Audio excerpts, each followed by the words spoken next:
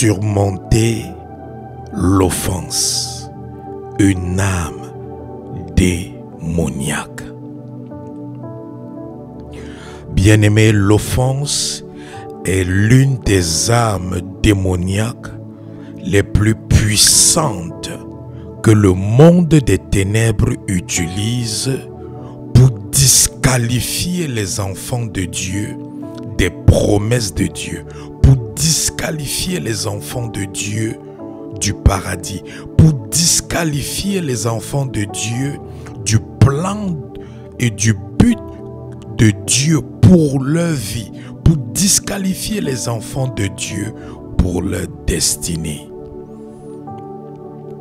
L'offense agit plus puissamment que le péché dans la vie des personnes, parce que l'offense non seulement t'amène aussi à pécher, mais l'offense aussi te maintient dans une condition qui te rend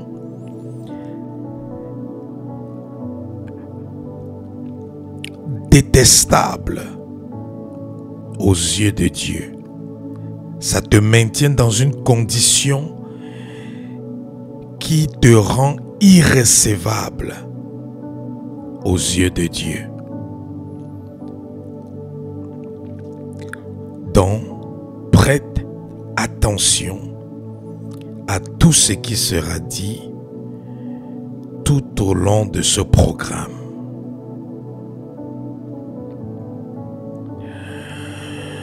Vous devez savoir que même Jésus-Christ a dit qu'il est impossible d'éviter l'offense. Car quel que soit ce qui se passe dans la vie, quel que soit le type de personne que tu es, tu seras offensé dans la vie. Tu seras offensé par ceux qui t'aiment, tu seras offensé par ceux qui ne t'aiment pas, tu seras offensé par des personnes qui te connaissent, tu seras offensé par des personnes étrangères, tu seras offensé d'une manière ou d'une autre, que tu le veuilles ou pas. Et tu seras même offensé par Dieu. Ah oui, tu seras offensé par Dieu. Et lorsque nous lisons la Bible, une des choses que nous constatons, c'est que les héros, les patriarches, ceux avec qui Dieu a accompli des exploits dans la Bible, ce sont des personnes qui ont traversé des moments difficiles, périlleux dans leur vie. Ce sont des personnes qui ont été offensées. Ce sont des personnes qui ont eu à traiter l'offense vis-à-vis de leur vie pendant des périodes étendues. Et c'est leur réussite dans le traitement des offenses qui les ont permis d'accomplir le but de leur vie, d'accomplir leur destinée, d'accomplir le plan de Dieu pour leur vie. Nous voyons le cas d'Abraham. Dieu dit à Abraham, tu seras le père des nations. Mais Abraham, jusqu'à l'âge de 100 ans, se retrouve sans enfant. Sa femme à l'âge de 90 ans, elle n'a pas d'enfant. Mais Dieu, par son temps, a dit à Abraham, tu seras le père des nations. Imaginez comment Abraham se sentait. Croyez-vous qu'il n'était pas offensé? il était offensé. Et c'est même cette offense qui l'a fait accepter la proposition de son épouse d'aller avec Agar pour faire un enfant. L'offense. Vous voyez un monsieur comme Noé. Dieu a ridiculisé Noé. Il demande à Noé d'aller construire un bateau gigantesque au milieu d'une terre sèche. Et pendant des années, les gens, les habitants de cette contrée ont passé leur temps à se moquer de Noé. Mettez-vous à la place de Noé. Tous les jours, les gens se moquent de vous. Tous les jours, les gens se moquent de vous. Pendant que vous êtes en train de travailler, Dieu vous donne un travail. Vous êtes en train de faire ce travail. Tous les jours, les gens se moquent de vous. Tous les jours, les gens se moquent de vous. Noé a supporté cette offense pour accomplir les desseins de l'Éternel. Vous voyez quelqu'un comme Caïn. Dieu décide de refuser le sacrifice de Caïn. Caïn se met en colère. Et qu'est-ce qu'il fait? Il s'en va tuer son frère, Abel. Dieu aime venir prévenir Caïn en disant que le péché se tient à ta porte. Si tu agis bien, tu vas t'en détourner. Mais si tu agis mal, cela prendra le dessus sur toi. Mais Caïn a laissé l'offense, le fait d'avoir été offensé parce que son sacrifice n'a pas été accepté par Dieu. Il a laissé l'offense empoisonner son cœur. Et c'est comme ça qu'il s'est retrouvé en train de tuer son frère, Abel. L'offense est une âme démoniaque. Nous voyons Joseph qui refuse de coucher avec la femme de son patron, Potiphar. Et la femme de son patron décide de l'accuser injustement pour tentative de viol. Il se retrouve pendant des années en prison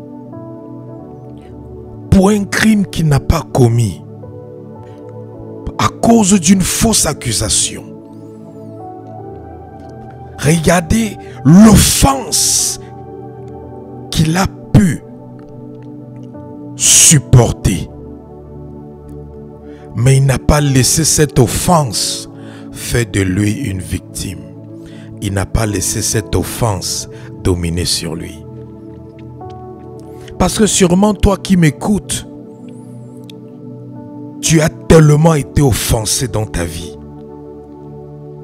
Mais sache que tu n'es pas la seule personne qui a été offensée. Sache qu'avant toi, il y a des personnes qui ont aussi été offensées. Et il y a même des personnes qui ont été offensées plus que toi. Parce que toi, on ne t'a jamais mis en prison pendant des années pour un crime que tu n'as pas commis.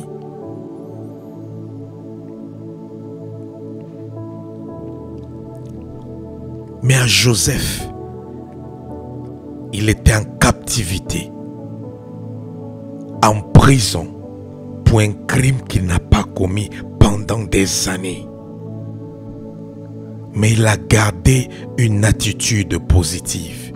Il a gardé une pensée positive. Il a gardé un cœur positif. Il a gardé une espérance optimiste.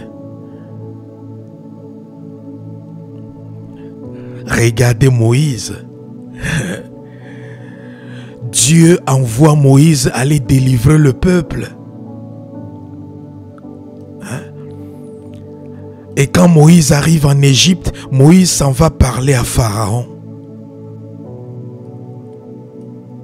Et après avoir parlé à Pharaon, Après que Moïse ait demandé à Pharaon de laisser le peuple de Dieu partir, vous savez ce que Pharaon va faire? Pharaon augmente le travail des esclaves israélites. Il ordonne qu'ils soient maintenant battus copieusement. Et la vie maintenant des Israélites est devenue plus difficile qu'auparavant. Les conditions de travail sont devenues plus difficiles qu'auparavant. Et qu'est-ce qui s'est passé? Les Israélites commencent à maudire Moïse en disant à Moïse que nous on était esclaves ici. Le joug qui était sur nous était moins lourd. Mais depuis que tu es venu parler à Pharaon, il a ajouté la corvée. Il a ajouté notre joug, le fardeau du joug. Il a rendu nos conditions de vie et nos conditions de travail plus difficiles. Tout ça à cause de toi. Et voilà comment Moïse qui pense qu'il sera accueilli par son peuple. Moïse qui pense que son peuple va l'embrasser. Moïse qui pense que le peuple va être content que lui il vient les délivrer. Moïse se retrouve dans une situation où le peuple qu'il vient délivrer est en train de le maudire. Parce que lui il essaie de délivrer le peuple, mais le peuple le maudit parce que Pharaon a augmenté leur corvée. Imaginez l'offense de Moïse.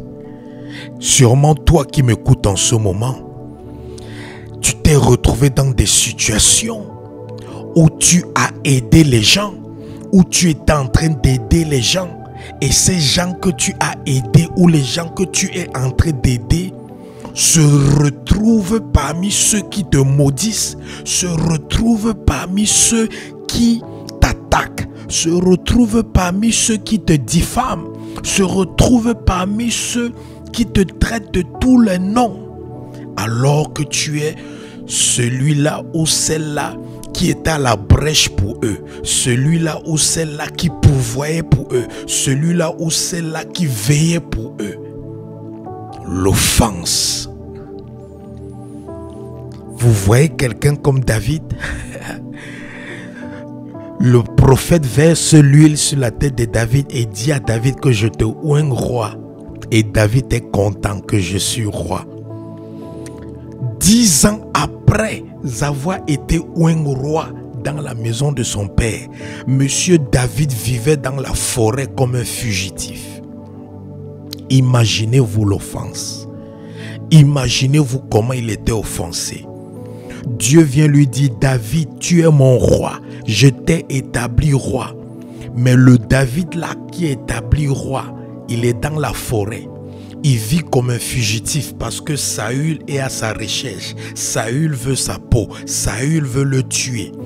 David dort tous les jours avec un seul œil parce qu'il a peur que quelqu'un lui mette une épée sur la gorge.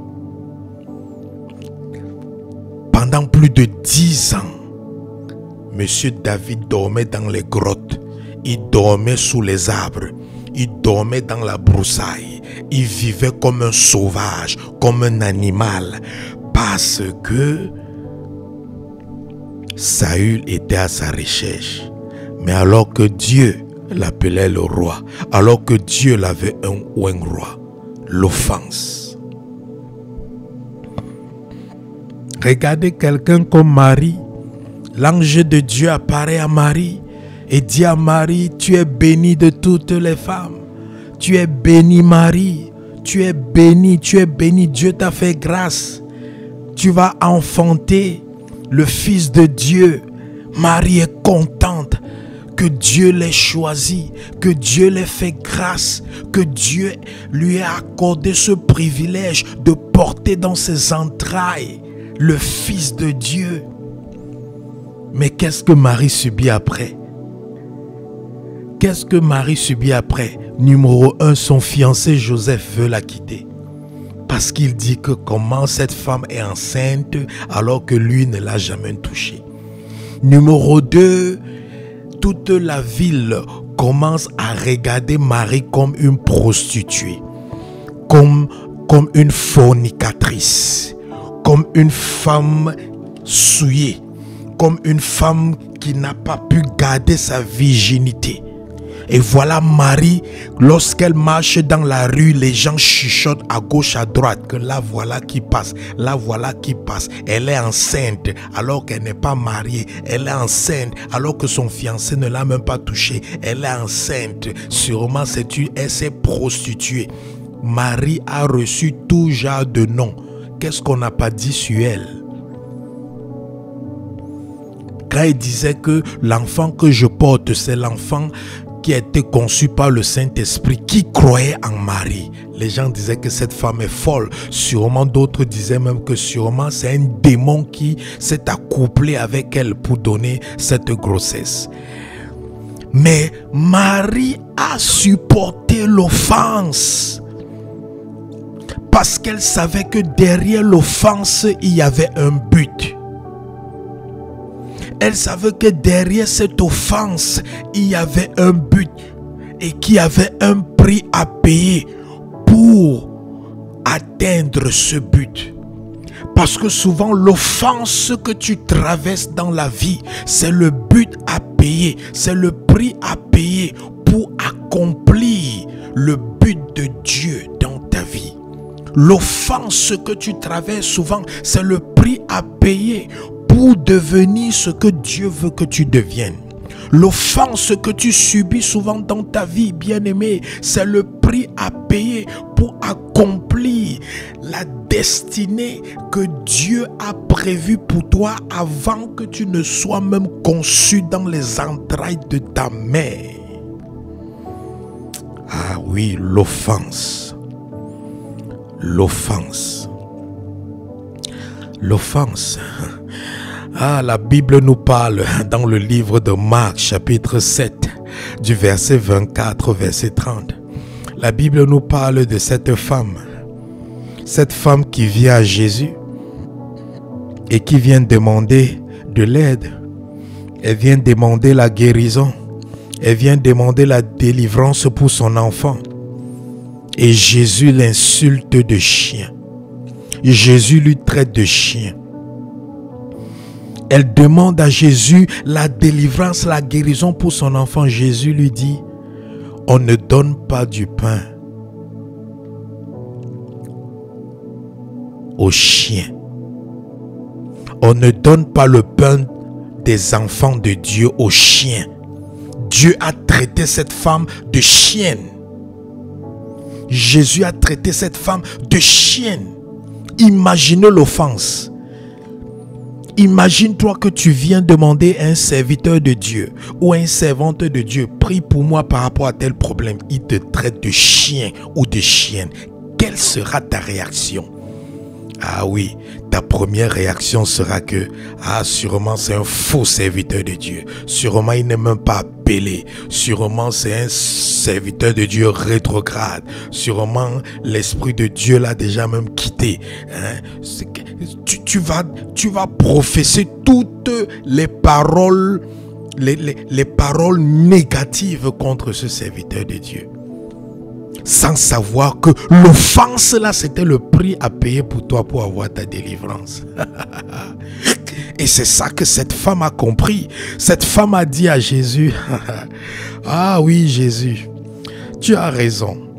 C'est vrai qu'on ne donne pas le pain des enfants de Dieu aux chiens. Mais il faut savoir que même lorsque vous les enfants de Dieu, vous mangez le pain, les miettes tombent au sol. Et nous les chiens, on a quand même le droit de venir manger les miettes qui sont tombées au sol. Donc même si nous sommes des chiens, on peut quand même aussi goûter les miettes du pain qui tombe au ciel. Dès qu'elle a dit ça, elle avait passé le test de l'offense. Jésus a directement résolu son problème. L'offense beaucoup d'entre vous échouez le test de la bénédiction à cause de l'offense. Beaucoup d'entre vous, vous n'avancez pas dans votre vie parce que vous ne payez pas le prix de l'offense, parce que vous ne passez pas le test de l'offense, parce que l'offense arrive encore à avoir le dessus sur vous. L'offense arrive encore à faire de vous des victimes. Et tant que l'offense continue à faire de toi des victimes, tu ne pourras pas avoir ce que Dieu a prévu pour toi. Parce qu'il n'y a personne dans la Bible qui a vu les promesses de Dieu s'accomplir dans sa vie sans avoir surmonté l'offense. Que ce soit l'offense venant de Dieu, que ce soit l'offense venant des humains, que ce soit l'offense venant du monde des ténèbres. Parce que l'offense, bien aimé, c'est ce qui va amener beaucoup, c'est ce qui peut amener beaucoup d'enfants de Dieu en enfer. Parce que le diable va se rassurer que tu sois offensé. Si possible même tous les jours. Le diable va se rassurer que tu sois offensé. À chaque fois que le diable aura une occasion, il va t'offenser.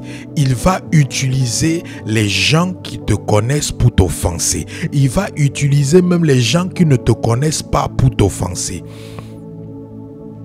Mais pour te faire le plus de mal,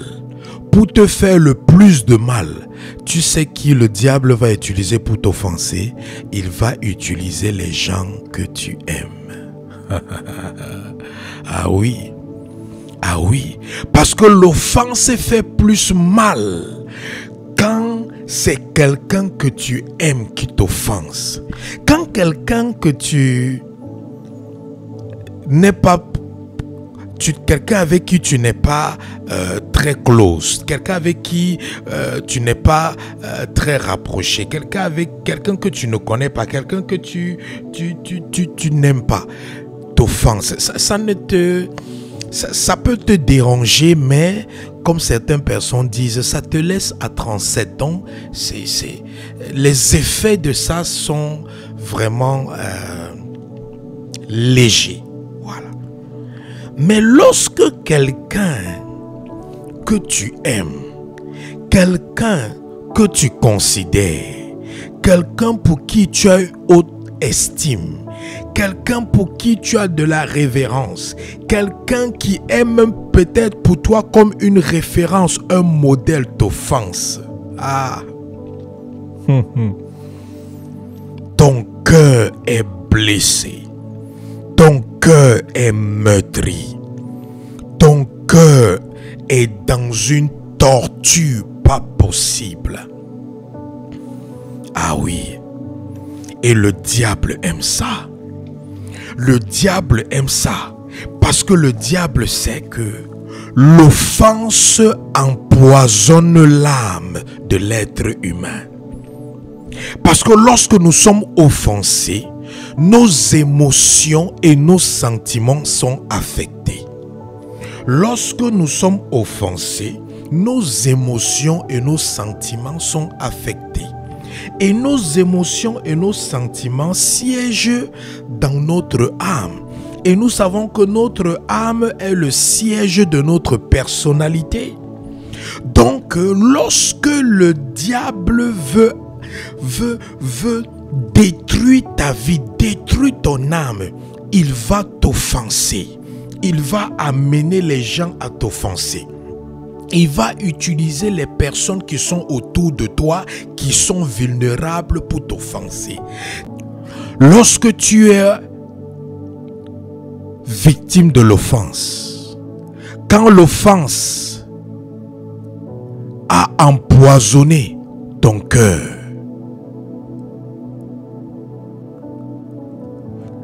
non seulement ça détruit ta vie, parce que ça affecte ta personnalité. Et quand ta personnalité est affectée, tes relations avec les êtres humains seront aussi affectées. Et ce qui fait que ta vie sera aussi affecté et même l'accomplissement de ta destinée sera avorté. Hébreux chapitre 12 verset 15. Hébreux chapitre 12 verset 15 dit: veillez à ce que personne ne passe à côté de la grâce de Dieu, qu'aucune racine d'amertume ne pousse et ne cause du trouble en empoisonnant plusieurs d'entre vous. Voyez ce que la Bible nous dit dans la version Semeur.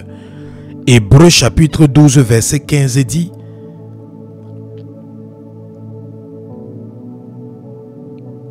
ça dit veillez à ce que personne ne passe à côté de la grâce de Dieu.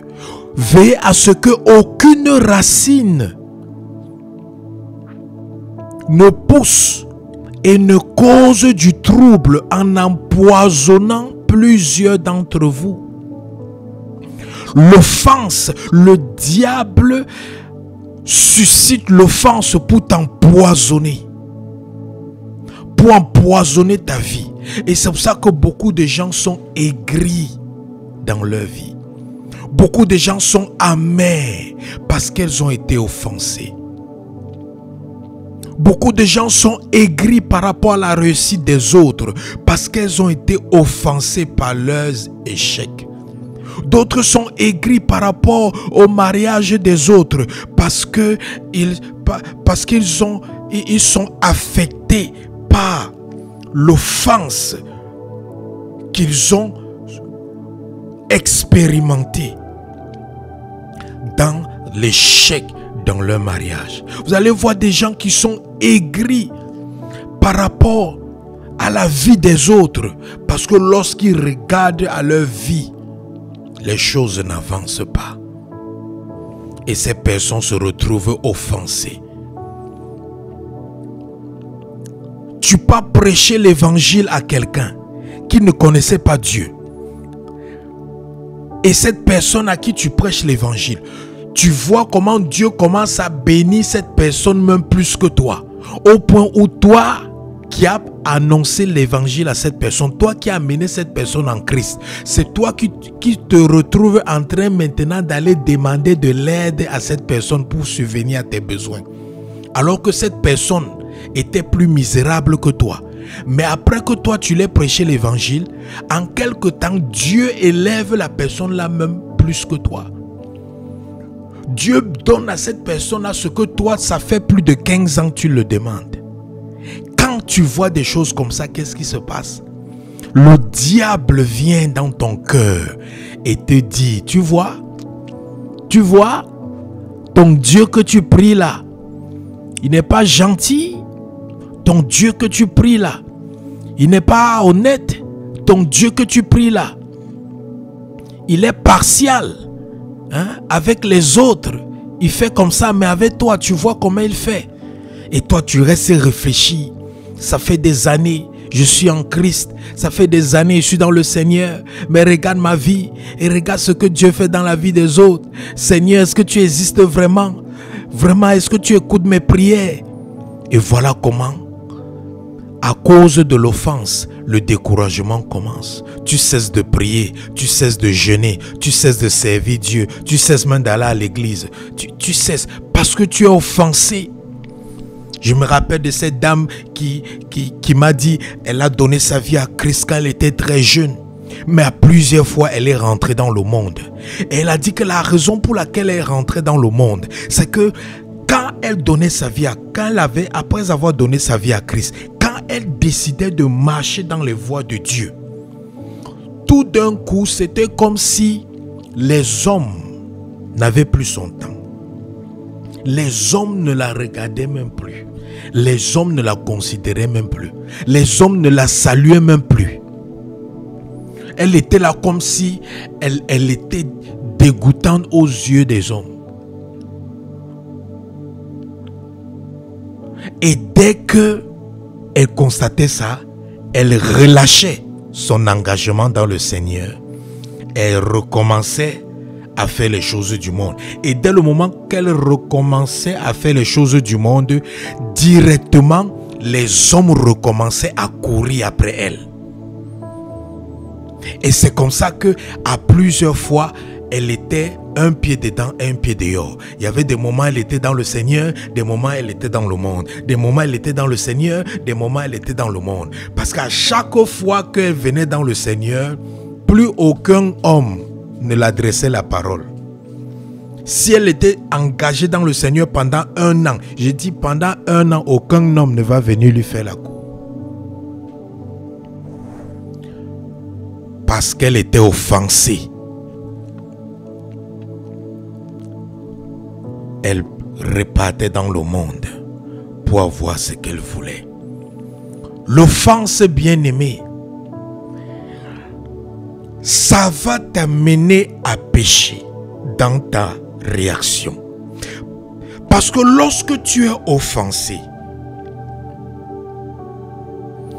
et que tu laisses l'offense te conduire ou t'influencer, au lieu d'agir, tu vas te retrouver en train de réagir. Lorsqu'on t'offense, tu ne dois pas réagir. Lorsqu'on t'offense, tu dois agir. Parce qu'une réaction dépend de l'action. On parle du phénomène de action-réaction. Quand il y a une réaction, cette réaction dépend de l'action qui a été posée. Donc si quelqu'un t'offense et que tu réagis, tu vas pécher dans ta réaction. Parce qu'à chaque fois que tu réagis sous l'effet de l'offense, tu vas te retrouver en train de pécher, que tu veuilles ou pas. Parce qu'en ce moment-là, l'esprit qui t'anime dans la réaction, c'est le même esprit qui a animé l'action qui était posée contre toi. Ou c'est le même esprit qui a animé la personne qui a posé l'action contre toi. Et c'est comme ça que le démon travaille. Il vient, il influence quelqu'un qui est vulnérable, qui est à côté de toi. Il amène cette personne à poser un acte ou une action qui va t'offenser. Et le même démon là, après avoir posé cette action, lorsque tu es offensé, le même démon là vient maintenant souffler dans l'oreille de ton esprit, dans l'oreille de ton âme, en te disant maintenant comment tu dois réagir. Et quand tu réagis, voilà que toi qui avais raison, parce que tu avais été offensé, dans ta réaction maintenant, tu te retrouves à avoir tort. C'est pour ça qu'il y a des gens qui ont eu raison devant Dieu lorsque elles ont été attaquées, lorsque elles ont été offensées, mais dans leur réaction, elles se sont retrouvées à avoir tort devant Dieu.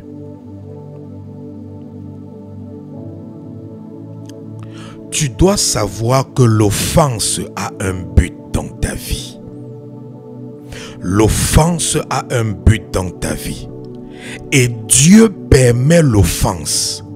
Le diable utilise l'offense pour nous détruire, mais Dieu permet l'offense pour nous bâtir. Le diable permet l'offense pour nous détruire, mais Dieu permet l'offense pour nous construire. Le diable permet l'offense pour nous déstabiliser, mais Dieu permet l'offense pour nous stabiliser, pour nous édifier, pour nous fortifier, pour nous développer, pour nous rendre matures. Le diable utilise l'offense pour nous amener à pécher, pour nous amener à vivre dans le péché.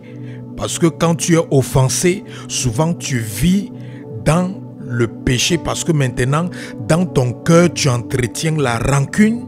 Dans ton cœur, tu entretiens le ressentiment. Dans ton cœur, tu entretiens le manque de pardon. Donc, tu te retrouves en train de vivre dans le péché au travers de la condition de ton cœur, pas au travers des actes que tu poses. Parce qu'il y a beaucoup de personnes qui ne pêchent pas au travers des actes qu'ils posent, mais des personnes qui pêchent au travers de la condition de leur cœur. Quelqu'un dans son cœur peut être meurtri. Quelqu'un dans son cœur peut être blessé. Mais on ne peut pas voir ça physiquement. Physiquement, tu vas voir la personne bien portante, mais alors qu'à l'intérieur, elle peut être mourante. À l'intérieur, elle peut être déstabilisée, découragée, désespérée, abattue, meurtrie, affligée, contrit. Mais physiquement, ça ne se voit pas. Et cette personne va continuer à faire l'œuvre de Dieu, à servir Dieu, mais en gardant cette condition, sans savoir que cette condition-là l'a déjà disqualifié du paradis, l'a déjà disqualifié du salut.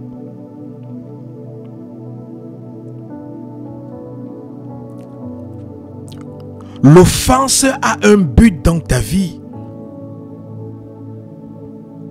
L'offense a un but dans ta vie.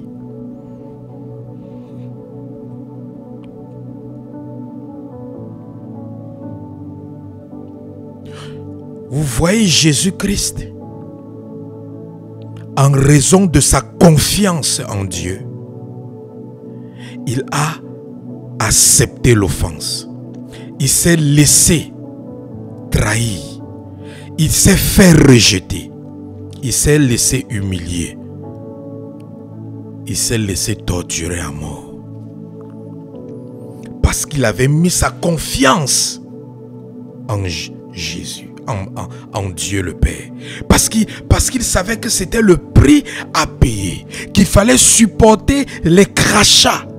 Qu'il fallait supporter cette offense pour être glorifié sur la croix. Il le savait. Donc, lorsque tu es dans l'offense, lorsque tu es offensé, tu peux décider de t'apitoyer sur ton sort, de pleurer, de te morfondre, de te culpabiliser. Ou alors, tu peux décider de faire confiance en Dieu pour arranger toutes choses au temps ou au moment opportun. Et quel que soit le temps que ça prendra pour l'Éternel d'arranger ou de résoudre le problème, tu dois rester patient. Patient ou patiente dans l'attente. Bien que cela ne va pas sembler juste pour toi parce que tu es offensé. Mais sache que l'offense a un but. Il y a un but derrière l'offense. Bien-aimés, les offenses sont ce qui démontre ou prouve que nous sommes morts en nous-mêmes. Comment sauras-tu que tu es mort en toi-même si tu n'es pas offensé? Nous savons que Dieu est réellement amour. Pourquoi? Parce que malgré que nous l'avions offensé, il n'a pas cessé de nous aimer. Comment est-ce que Dieu nous a prouvé son amour? Il est écrit dans la Bible que même lorsque nous étions rebelles, il nous aima. La Bible dit qu'il nous aima le premier. Ça veut dire que avant que nous ayons commencé à aimer Dieu, Dieu avait déjà commencé à nous aimer. Donc même lorsque nous étions les ennemis de Dieu, Dieu nous aimait déjà.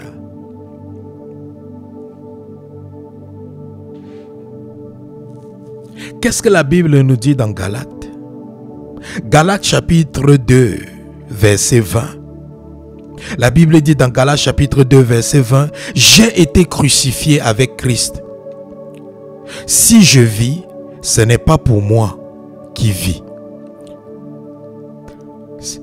Ce n'est pas moi, ce n'est plus moi qui vis. C'est Christ qui vit en moi. Si je vis maintenant dans la chair, je vis dans la foi au Fils de Dieu, qui m'a aimé et qui s'est livré pour moi-même. » Alléluia. Si je vis, ce n'est plus moi qui vis, c'est Christ qui vit en moi. J'ai été crucifié avec Christ. Si je vis. L'offense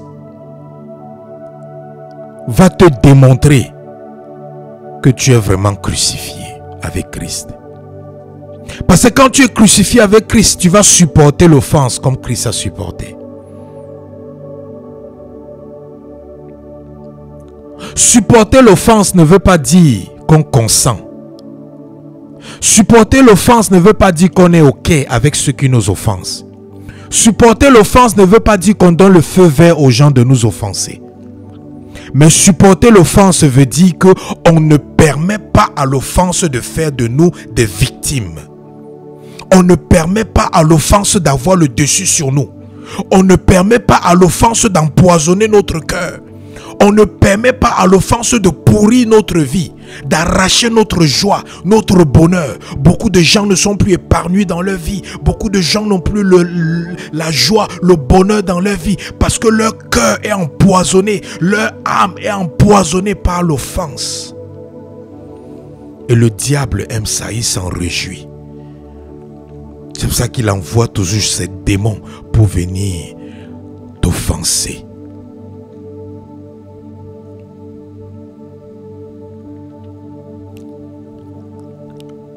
Que faire quand tu es offensé?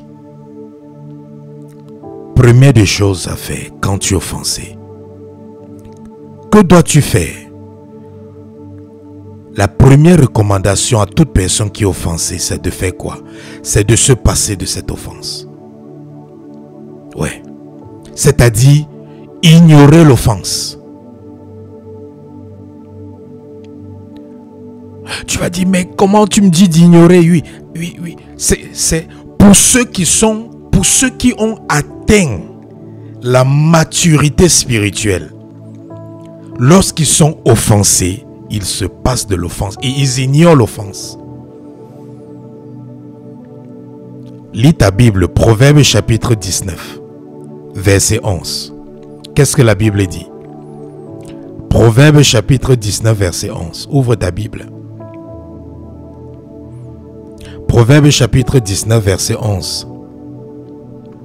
L'homme qui a de la sagesse est lent à la colère, et il met sa gloire à oublier les offenses.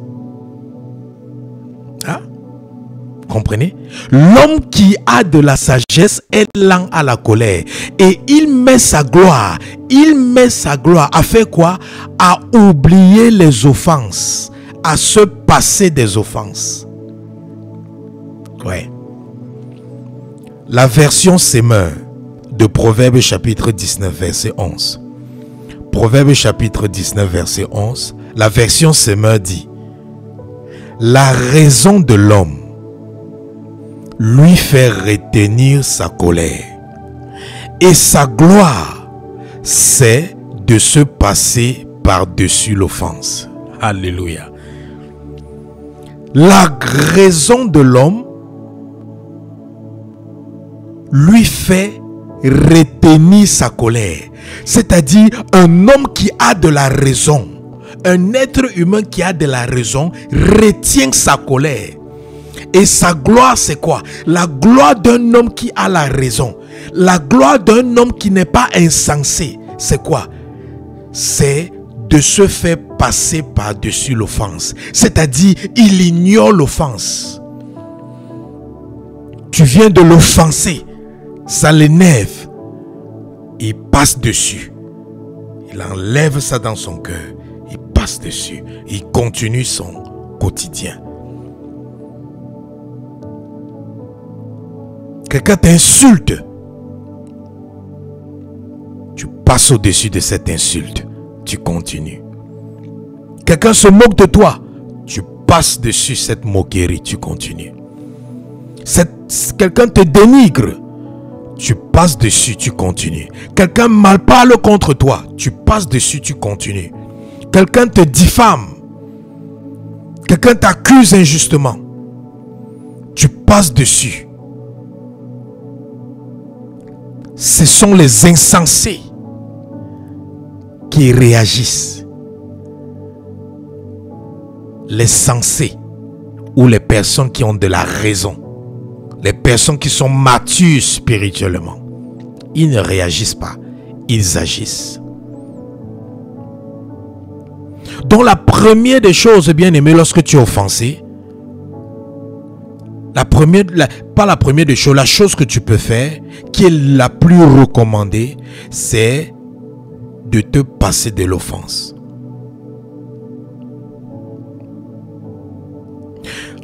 Maintenant, il y a aussi la deuxième option lorsque tu es offensé. Parce qu'il y a aussi des offenses où souvent il faut confronter l'offenseur. C'est-à-dire il faut parler à la personne qui t'a offensé, mais dans l'amour. Parce qu'on ne confronte pas l'offenseur lorsqu'on n'est pas animé de l'amour. Et c'est là où la Bible nous parle de la conduite à tenir dans Matthieu chapitre 18, versets 15 à 17. Qu'est-ce que la Bible nous dit dans Matthieu chapitre 18, versets 15 à 17? Matthieu chapitre 18, versets 15 à 17 dit: si ton frère s'est rendu coupable à ton égard, va le trouver en tête à tête et convainc-le de sa faute. S'il t'écoute, tu as gagné ton frère. Verset 16. S'il ne t'écoute pas, prends avec toi une ou deux personnes pour que toute affaire se règle sur les déclarations de 2 ou de 3 témoins.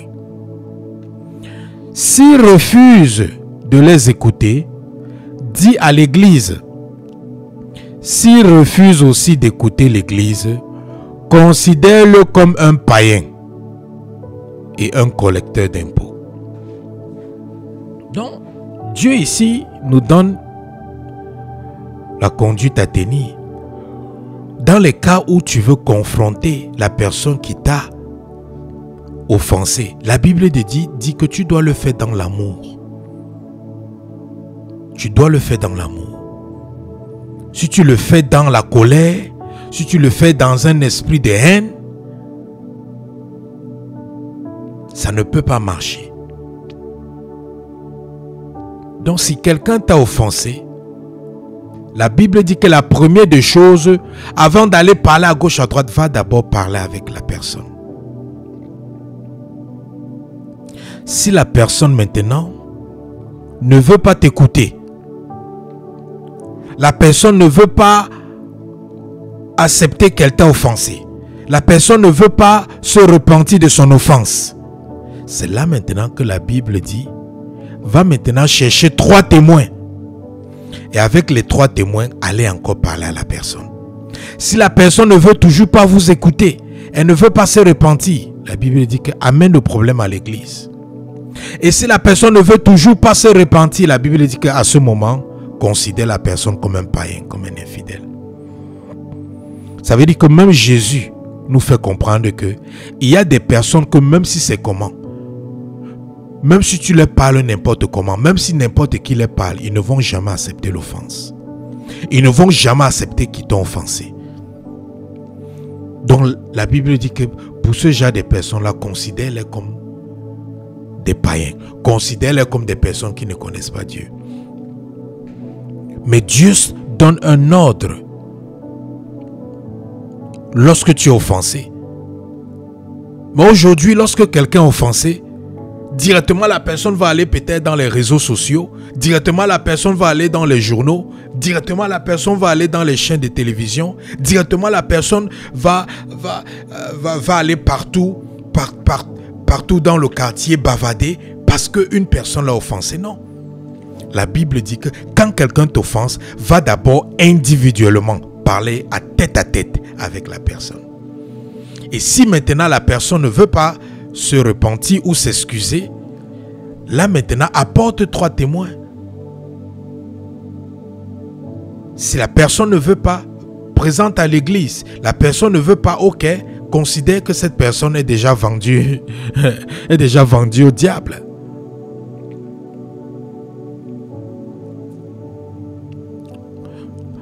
Bien-aimé, l'offense est l'un des tests pour te permettre d'entrer dans ta destinée.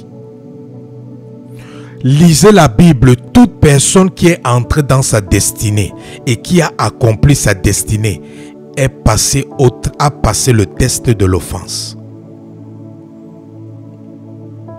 Ça peut venir de Dieu et ça peut venir aussi du diable et ça peut aussi venir des êtres humains. L'offense peut venir de plusieurs personnes. Regardez le peuple de Dieu qui est sorti de l'Égypte. Qu'est-ce que la Bible a dit? La Bible dit que Dieu leur conduit au désert. Afin de faire quoi? Afin de prouver leur cœur.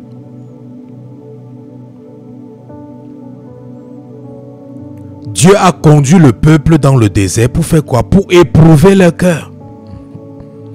Pour voir, pour sonder leur cœur, pour voir si ces personnes l'aiment réellement, pour voir si ces personnes ont réellement la foi en lui, si ces personnes sont réellement fidèles à lui.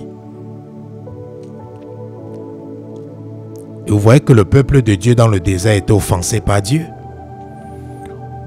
Au point où ils ont passé le temps à maudire Moïse. À chaque fois qu'il y avait un problème, ils disaient à Moïse, dis à ton Dieu qu'il aurait dû nous laisser en Égypte au lieu de nous amener ici au désert pour que nous puissions crever comme des animaux sauvages. À un moment donné, c'était même devenu le ridicule, au point où ils disent à Moïse que mais en Égypte nous on mangeait les concombres, on mangeait la viande, on mangeait ceci, on est fatigué de manger la manne. Donc c'était devenu ridicule. Le peuple de Dieu s'était ridiculisé. Ils avaient atteint un niveau de bassesse au point où ils regrettaient les concombres de l'Égypte. Ils regrettaient la viande qu'ils mangeaient en Égypte. Ils ont oublié toutes les souffrances, la corvée qu'ils ont endurée en Égypte. Ils ont oublié l'esclavage, les chaînes dans lesquelles ils étaient en Égypte. Au point où ils préfèrent encore rentrer dans cet esclavage pour manger les concombres. Regardez le ridicule. Regardez comment ils se sont rabaissés.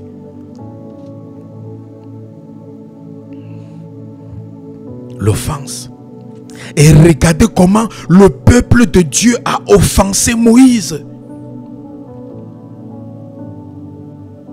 Quand ils ont commencé à avoir soif, ils sont venus maudire Moïse. Et Moïse allait voir Dieu.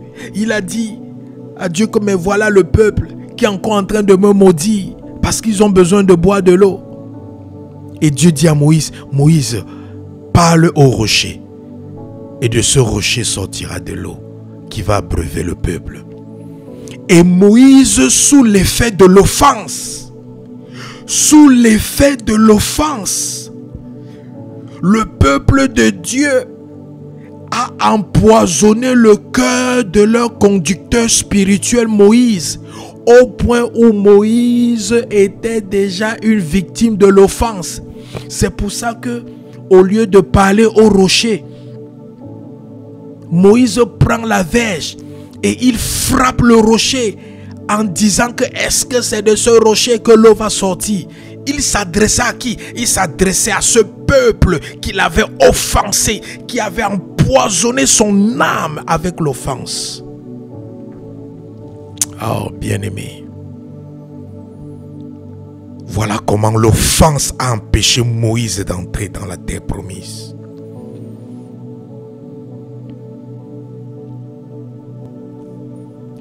Le diable, bien-aimé, le diable envoie les démons pour t'offenser.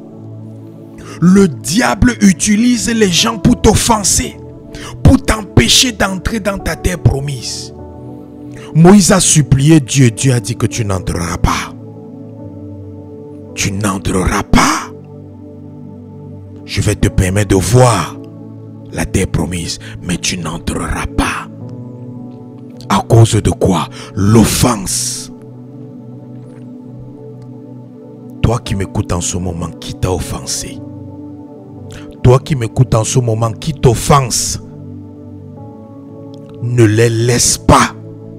Ne les laisse pas faire de toi une victime de l'offense. Ne les laisse pas faire de toi une victime de l'offense.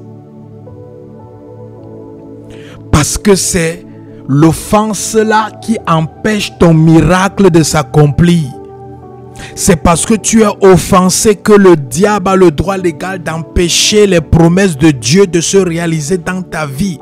Parce que lorsque quelqu'un est une victime de l'offense, Dieu est illégal dans la vie de cette personne. Les promesses de Dieu sont illégales dans la vie de cette personne. Dieu n'a pas la légalité spirituelle de venir accomplir sa promesse dans la vie de quelqu'un qui est victime de l'offense. Parce que quelqu'un qui est victime de l'offense est dans les chaînes de l'offense. Quelqu'un qui est dans les chaînes de l'offense a un cœur qui est empoisonné, a des émotions qui est empoisonné par l'offense. Il a un cœur qui est rempli des rancunes, rempli du manque de pardon, rempli des ressentiments, rempli de la rancœur, rempli de la vengeance. Et un tel cœur est désagréable à Dieu. Un tel cœur souille la vie d'un être humain. Un tel cœur souille l'âme de quelqu'un. Un tel cœur est irréceptif. On sera offensé, bien-aimé. Mais nous ne devons pas céder. À chaque fois que tu es offensé, souviens-toi que l'offense est le prix à payer pour aller de l'avant avec Dieu. Souviens-toi que l'offense est le prix à payer, est le test à passer pour être élevé par Dieu. Parce que Dieu élève ceux qui ont passé le test de l'offense.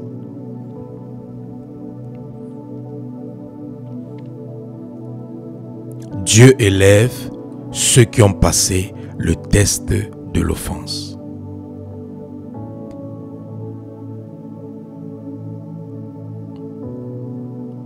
Donc, lorsque tu es offensé, bien-aimé, remets cela à Dieu. Remets cela entre les mains de Dieu. Remets cette offense entre les mains de Dieu. Remets parce que lorsqu'on est offensé, on a mal au cœur. Remets ça entre les mains de Dieu. Numéro 2, demande à Dieu la sagesse pour gérer l'offense. Demande à Dieu la sagesse pour gérer l'offense, parce qu'on ne gère pas toute offense de la même manière, parce que les offenses sont différentes. Et on est offensé par des différentes personnes. Donc, on gère les offenses d'une manière différente. On gère les offenses par rapport à la personne qui t'offense et par rapport aussi à l'offense qui est faite contre toi. Donc, demande à Dieu la sagesse pour gérer ou traiter cette offense. Numéro 3, demande à Dieu la force de son esprit pour surmonter l'offense. Ou pour supporter l'offense. Parce que l'offense fait souvent très mal au cœur. Mais le Saint-Esprit, la Bible l'appelle le consolateur. La Bible l'appelle le consolateur parce qu'il a la capacité de consoler ton cœur. Il a la capacité d'enlever le fardeau dans ton cœur. Il a la capacité de guérir la blessure dans ton cœur, de guérir ton âme. Il a la capacité de donner l'antipoison, l'antidote du poison qui a empoisonné ton âme. Donc demande à Dieu que son esprit fortifie, t'aide à surmonter et à supporter l'offense. Numéro 4, demeure patient ou patiente et continue à avancer dans ta vie avec foi et confiance que Dieu agira au temps opportun et que Dieu te justifiera au temps opportun.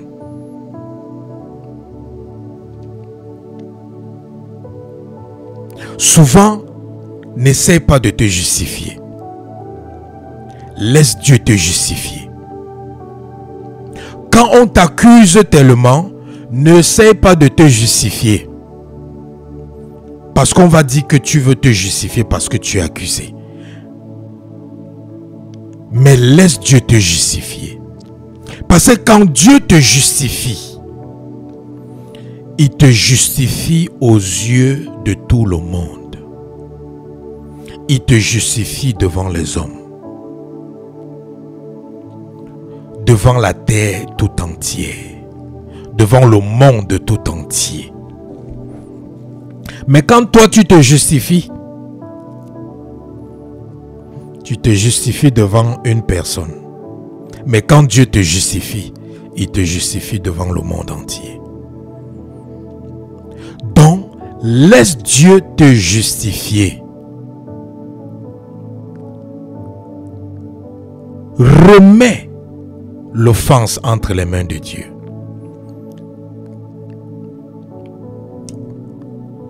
Quand vous lisez la vie de David, toute sa vie, ce monsieur a été offensé.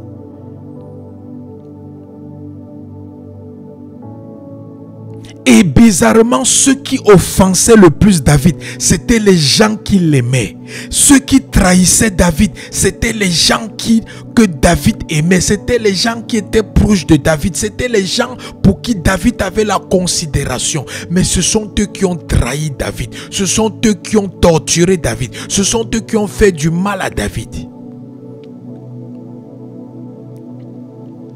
Vous voyez quelqu'un comme Joab, l'homme de main de David, le chef d'état-major de l'armée de David, depuis quand David n'était pas roi jusqu'à ce qu'il était devenu, Joab était son bras droit.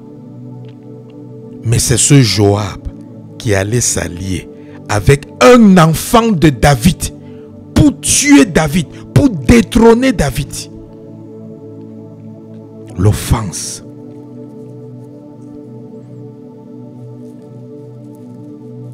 David, ses propres enfants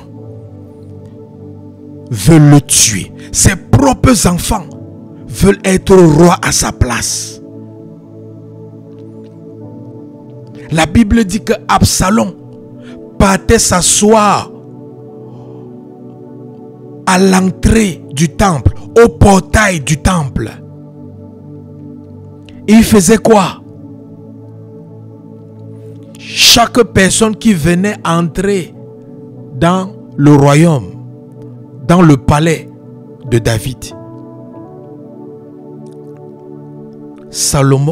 Absalom appelait cette personne et faisait quoi? Il malparlait de son père et du jugement de son père. Et disait à ces gens, à ces personnes, que moi je vais vous donner un jugement plus favorable que celui de mon Père. Et c'est comme ça que tu peux m'écouter en ce moment. Tu as des membres de famille qui font ce que Absalom faisait contre David, qui font ça contre toi. Peut-être ce sont même tes enfants qui font ça contre toi. Peut-être ce sont même des parents qui font ça contre toi. Des oncles, des tantes, des cousins, des cousines, des nièces, des neveux qui font ça contre toi. Peut-être c'est tes amis intimes qui font ça contre toi. Peut-être c'est tes collègues pasteurs qui font ça contre toi. Peut-être ce sont tes brebis en qui tu t'es confié qui font ça contre toi. Peut-être tu es un leader comme Moïse et le peuple t'a offensé au point où ton âme est empoisonnée par la racine de l'amertume.